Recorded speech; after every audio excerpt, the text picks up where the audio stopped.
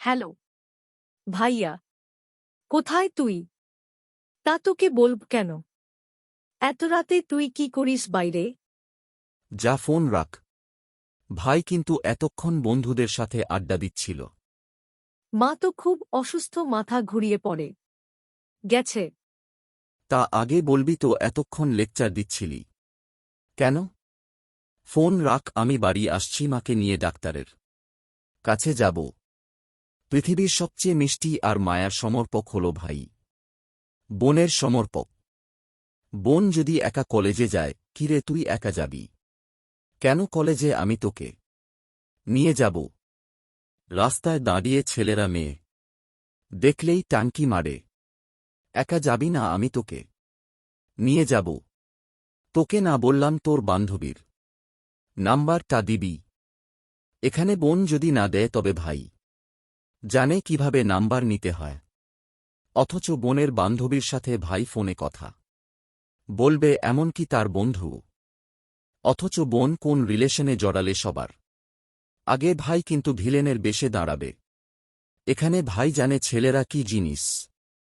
নিজের বোনের কষ্ট পৃথিবীর কোন ভাই সহ্য করতে পারে না।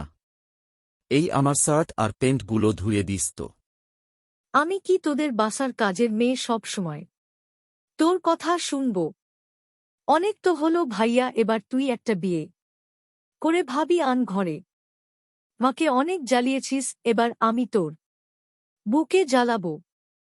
তুই যতগুলো আমার মাথার চুল ছিঁড়ছিস, এবার আমি তোর বউয়ের মাথার চুল একটা একটা করে ছিঁড়ব। যদিও ভাই বিয়ে করার আগে বোনের বিয়ে হয়ে যায়। রোজ মায়ের সাথে ঝগড়া আমার থেকে তোমার ছেলেকে বেশি ভালোবাসো, আর ভাইয়ের বাবার সাথে ঝগড়া আমার থেকে তোমার মেয়েকে বেশি ভালোবাসো।